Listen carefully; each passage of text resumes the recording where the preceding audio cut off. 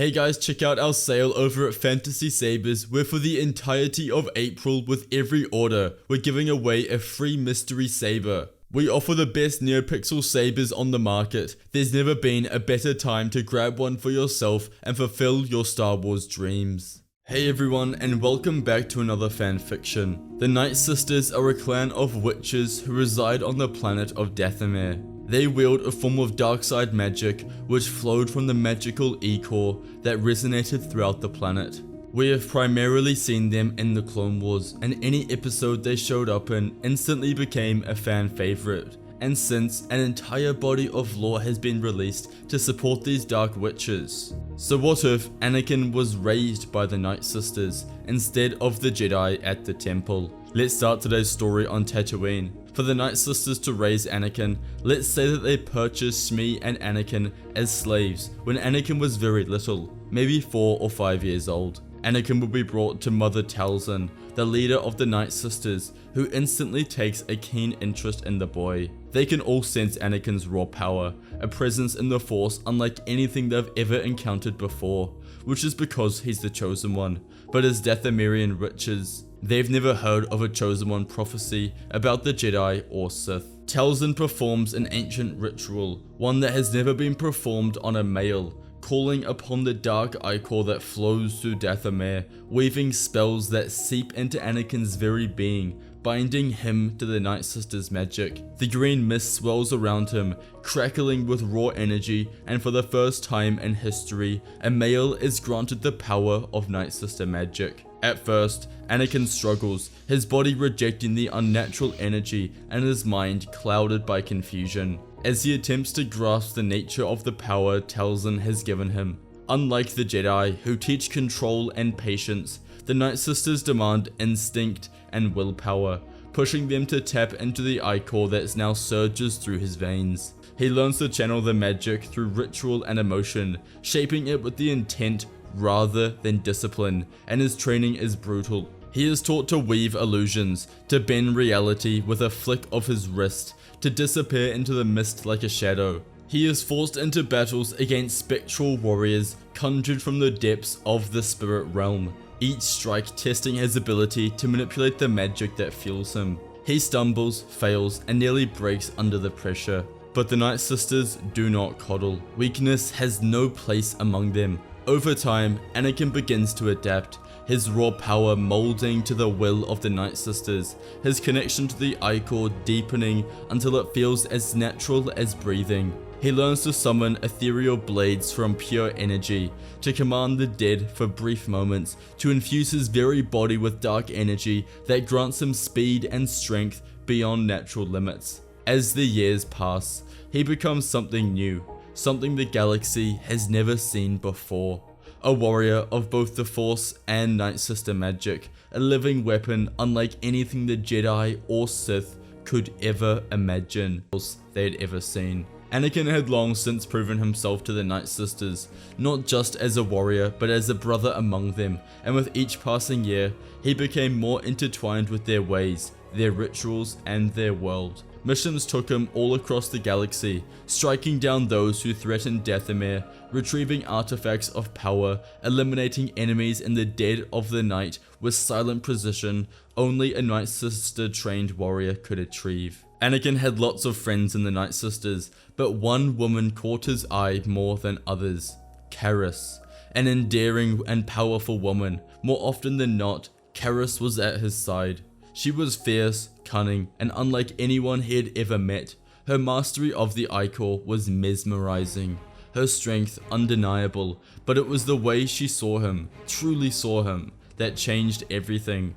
She was there when he pushed himself too far, when the ichor burned through his veins in ways he couldn't control, grounding him, steadying him. At first, it was just a camaraderie, a bond forged in battle and in shared victories and narrow escapes. But something deeper took hold before either of them could stop it. There was an undeniable pull between them, a fire that grew stronger the more times they spent together, until it became impossible to ignore. They trained together, fought together, and when they were apart, it was as if a piece of them was missing. The Nightsisters saw it before they did. whispering about the inevitability of it, about how the Force and magic had intertwined their fates long before they realized it themselves. When they finally gave in, it was like the galaxy itself had aligned. Their love was raw, passionate, consuming, and neither of them wanted to resist it.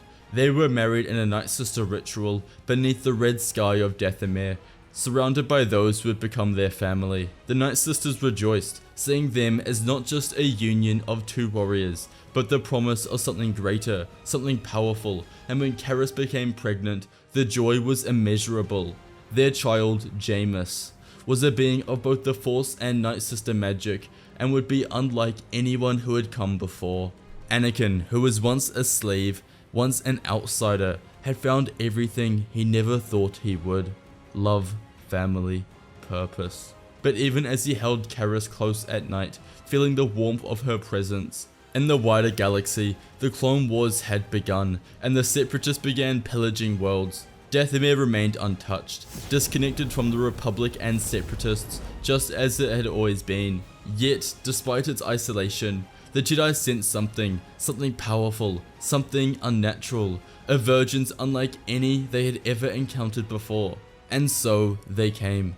Kit Fisto and Plo Koon descended upon the Crimson World, their ship carving through the mist-laden skies. The moment their boots touched the ground, the air was thick with an unspoken warning, the unseen force of the Ichor pressing around them, whispering its discontent. Plo and Fisto knew they weren't wanted, but they proceeded with caution, their hands hovering above the hilt of their lightsabers. The Nightsisters watched from the shadows, their allegiance bound to the one who stood before them, Anakin. No longer the boy stolen from the sands of Tatooine, no longer bound by chains, no longer uncertain in his place. He was a warlock now, steeped in the ancient magic of his people, a being of raw, terrifying power as he stepped forward to meet the Jedi. The Jedi felt his power immediately, a force unlike anything they had ever encountered before, something unnatural yet completely in balance, a perfect storm of magic and the Force entwined into one. They had come for answers, but now they only had questions they weren't sure they wanted answered. Anakin stood firm, his stance unyielding. He commanded them to leave, that they weren't wanted here. The Jedi felt the weight of his power and the certainty in his presence, and for the first time, they hesitated. They knew they weren't welcome here. That much was clear. And then there was Karis, standing at his side, and her presence was just as fierce, her eyes burning with the same fire that had drawn Anakin to her in the first place. She reminded him, as she always did, that the Jedi could not be trusted, that they had interfered before, and that they would try again, and that they would be here for their own reasons, not for the good of Dathomir. Anakin did not need the reminder, but it only solidified his resolve. The Jedi were not welcome, and they would not be tolerated. Anakin had been revealed, and the Jedi now knew that there was something on Dathomir they could not ignore. The Jedi returned to their ships and immediately began reporting back to the Council with an unease they couldn't describe of what they had encountered. Anakin Skywalker was unlike anything they'd ever seen. His natural force power dripped from him, but he was a male with Nightsister magic, creating an anomaly neither Jedi nor Sith, something entirely new.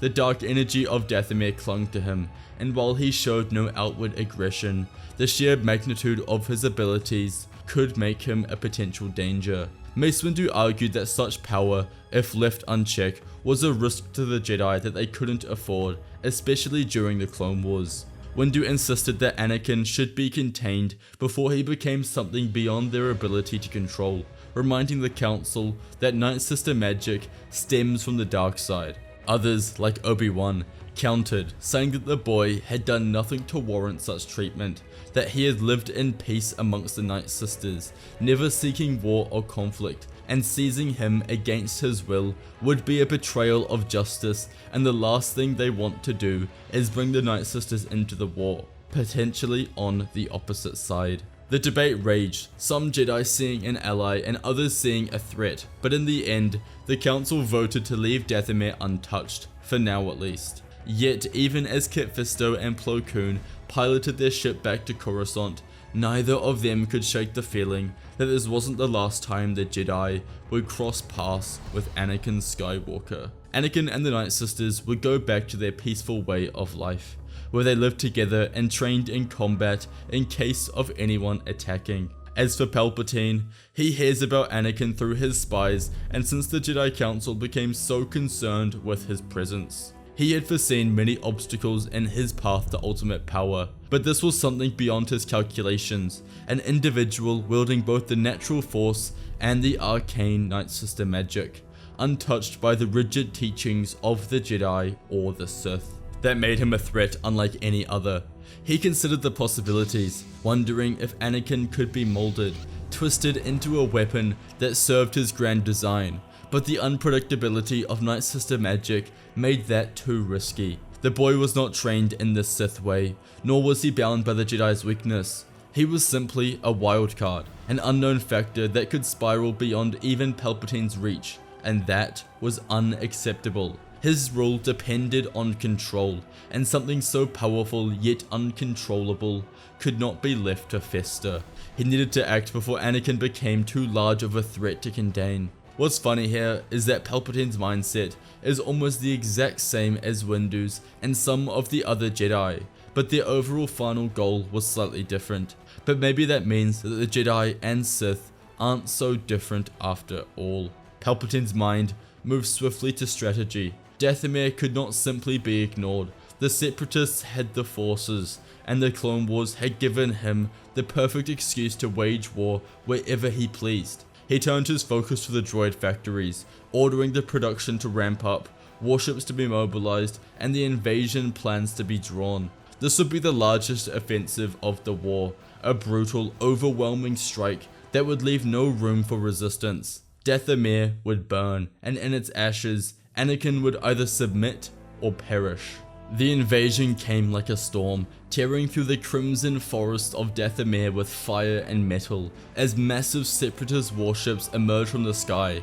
Thousands of battle droids poured into the land, marching in unrelenting waves, their blasters setting the Nightsister villages alight, while the Night Brothers fought desperately to defend their home. The air was thick with smoke and the cries of the fallen, but the Nightsisters, despite their power, were overwhelmed. Dathomir had always been a land of warriors, of hunters and survivors, but against the sheer numbers of Separatist armies with millions of droids, all they could do was nothing.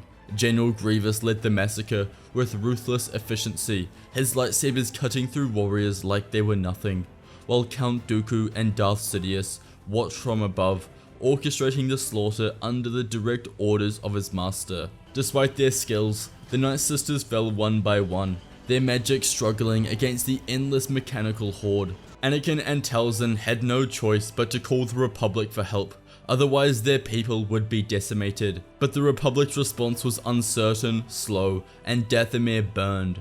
Amidst the chaos, Karis was captured, her screams lost in the roar of war as Grievous tore through the defenses and dragged her away. Sidious had planned this perfectly. He knew that Anakin would come for her, and he knew that desperation could turn even the strongest warrior into something reckless, something predictable. While Karis is taken, Sidious enters the fight on the ground to go after Talzin. But what Sidious hadn't accounted for was the fury that ignited within Anakin, the raw, unchained power of a warlock trained in Nightsister magic, now consumed by rage.